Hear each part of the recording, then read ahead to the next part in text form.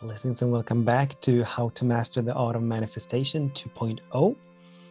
My name is Daniel Roqueo, and as always, I'm deeply grateful that you're choosing to join me on this beautiful ride, this beautiful journey, on this beautiful adventure as we're moving ever deeper and deeper into cultivating really a life, a new way of life, a life where we, with our bodies, minds, and souls and choices, move into ever higher vibrational alignment with the good that we wish to experience and that which lies beyond the good that we wish to experience.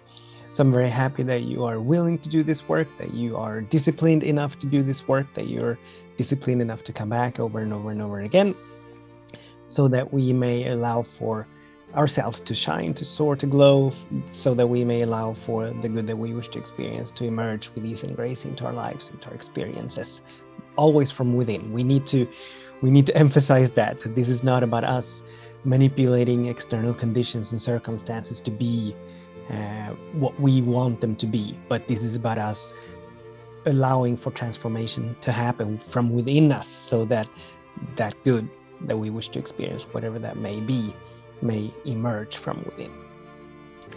So this, starting with this session, this is really where this begins to be really fun and exciting. There's been a lot of talk so far, a lot of theory, a lot of explanations and explorations of principles, but now this is where the rubber meets the road. This is where we really get to roll up our sleeves and begin to really change our ways of being. And so starting with this particular session and the rest of the course, pretty much, this will be a practical exploration of how to move ever deeper into these principles and this way of life. And we want to begin there. I know that we've talked a little bit about how this is a way of life, but we really want to begin there. So that is actually the topic for this particular session, that this is us cultivating a way of life. And I believe the exact topic for the session is just that, us cultivating a way of life. And we have talked about how the mind is repetitive and how it pretty much think this or entertain the same thoughts over and over and over again. So whatever we habitually thought yesterday, we will habitually think today and most likely tomorrow, unless we change it. It's like a record or a CD, like a Spotify playlist that just is put on repeat. And it just repeats itself and repeats itself and repeats itself, unless we actively and consciously change the content of the playlist or playlist altogether. And I was thinking about this earlier today, as I'm moving through a space of going deeper into reclaiming my mind. I'm moving through a space of expansion, which means that I need to align the emotional and mental content within myself to that expansion, to allow it to emerge in us and through me. And I was reminded, and the mind it's like a rubber band. So I bring it back to what I wish to experience, and then it jumps off into what is not here, what seems to be lacking, what seems to be absent. It moves into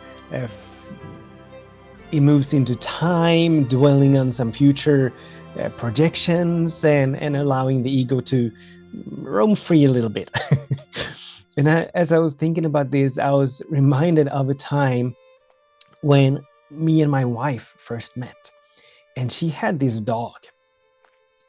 His name was Nemo. And he was not all that well trained.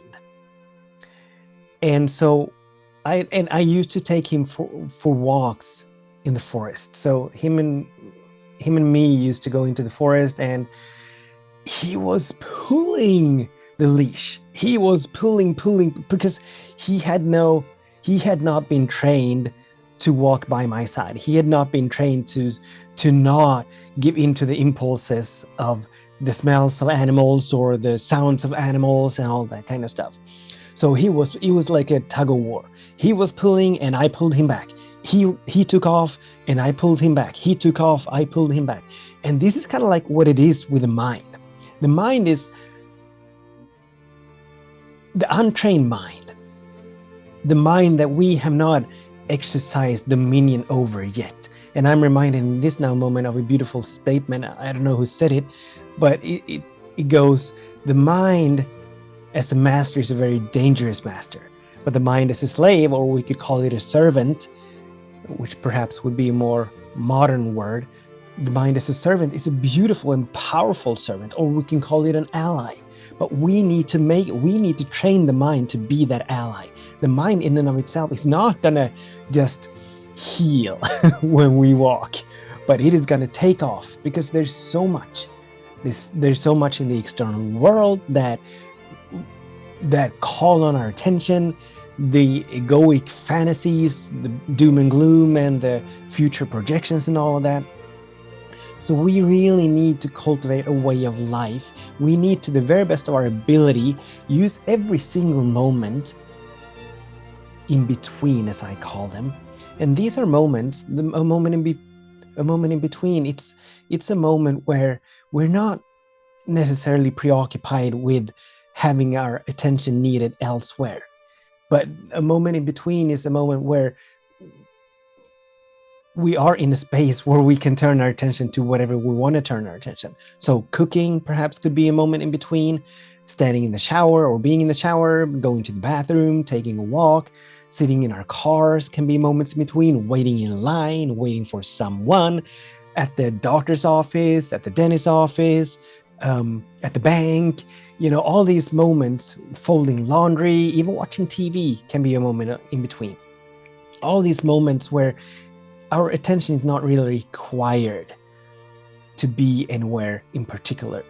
So these are beautiful moments in between where we, kind of like when we're getting a puppy, or what I had to do with Nemo, get to train the mind to heal, get to train the mind to be obedient, get to train the mind to be disciplined, to not roam off into fantasy land, to not roam off into complaining and bemoaning, but really training the mind. And what we're really doing is we're exercising our presence muscles, and we're exercising our attention muscles, our presence muscles that allow us to be fully present in this now moment. So this is about being mindful. Our presence muscles is about us building and cultivating the habit, the practice of witnessing and observing the mind, so that we constantly, kind of like when we're doing the dishes and we perhaps are having our radio on, and we can sort of hear the radio in the background. We're not paying all that much attention to whatever is playing on the radio. But whenever a song comes on that we really like, our attention is pulled magnetically, automatically toward the radio. So kind of like that, we need to be on semi-alert where the mind is concerned, so that we become aware, as we talked about in the last session, that we become aware when our vibration drops, when we begin to move into the lower levels of fear or worry or doubt or complaining or resistance or whatever the case may be, so that we can step in and actively, consciously move ourselves up, pull ourselves up into the higher vibrations again, so that we more and more sustain our vibrational alignment with the good that we wish to experience, so that we more and more sustain being in joy, being in peace, being in harmony, being in love, being in abundance, the feeling tone of it, so that more and more becomes our way of life. But for that to happen, repetition, this is something that we'll talk more about later, repetition absolutely is the key. Like when I was out with Nemo, training him to heal and actually to be able to walk without a leash, without taking off the moment he caught a whiff of some animal or sound of some animal or whatever. It took repetition. It took a long time with endless training training. And this is what the mind is. It takes repetition for us to begin to exchange the old playlist that perhaps do not serve us, that perhaps move us into the lower vibrations, for a new playlist that actually do serve us, that move us into a high vibration, to exchange the old thoughts, the old habitual tendencies to complain, bemoan, to turn our attention to what is not here, to what we don't have, and begin to exchange these thoughts for thoughts as to what is here, what we do have now, thoughts of abundance, thoughts of more than enoughness, thoughts of us being enough, of everything working for our highest good, of all being well, and all these things. And this takes repetition, constant and regular repetition. Kind of like when we're going to the gym, or we want to increase our physical health. So we decide to go to the gym, or we decide to go running a number of days every week. We absolutely do need to go to the gym a number of times every week. Every once in a while is not good enough. Going for a run once every 2 weeks, that's not going to do anything for our health. But there needs to be constant, regular repetition. And this is exactly the same. So training the mind to heal, training the mind to be a beautiful ally, it takes repetition. So every single moment that we have, every time we remember, and we will talk about different tools as to how to do this, but every moment we remember to bring our minds into affirmations, to affirm the good that we wish to experience, to move into gratitude, to move into thanksgiving, to move into appreciation, to move into blessing others, to move into rejoicing and celebrating the good that is here. Every single moment that we have to do this, we are so wise, and we are invited, and we are called to move into this practice. And this is what I mean by that this is a way of life.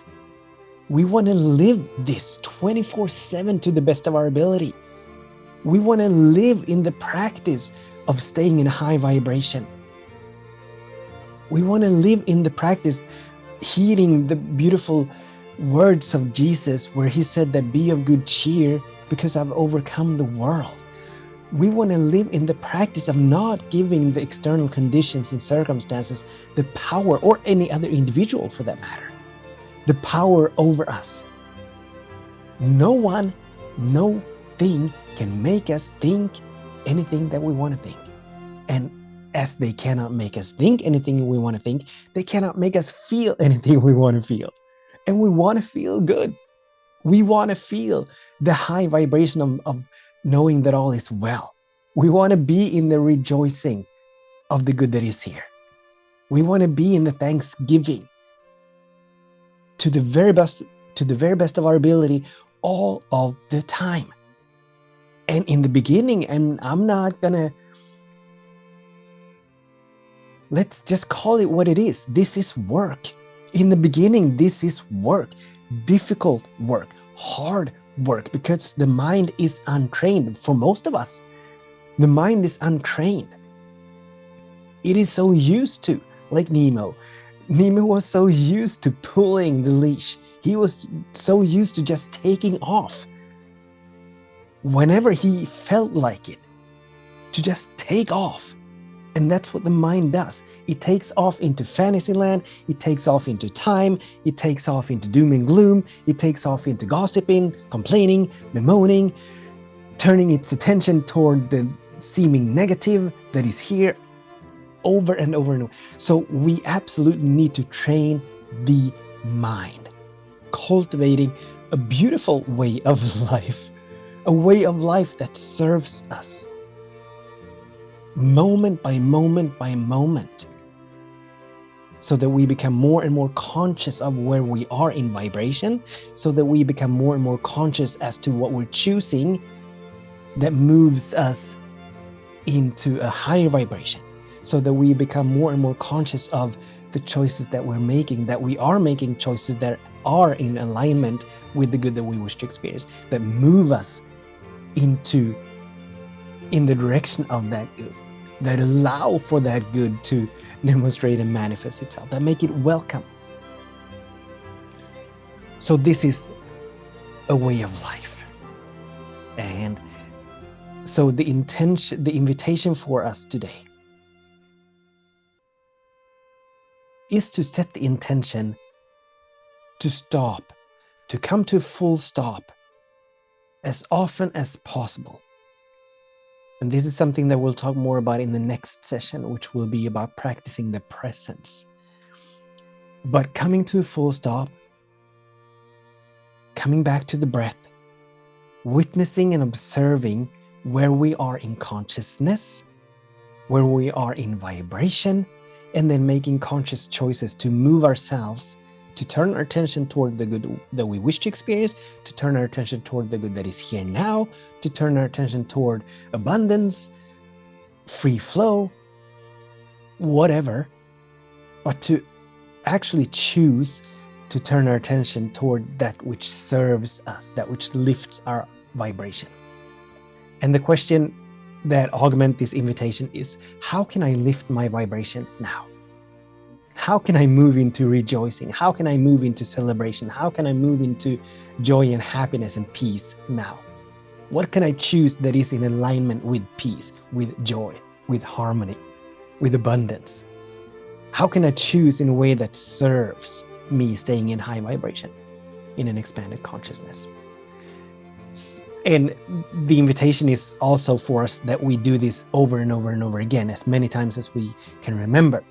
And to augment this, to support, to serve this invitation, we're invited to put like post-it notes on the bathroom mirror, perhaps on the on our nightstand, on our computer, on the dashboard of our cars, on the front door, on the fridge, in as many places as possible that actually remind us to come back, to come to a full stop. And this is also something that we'll talk more about in the next session.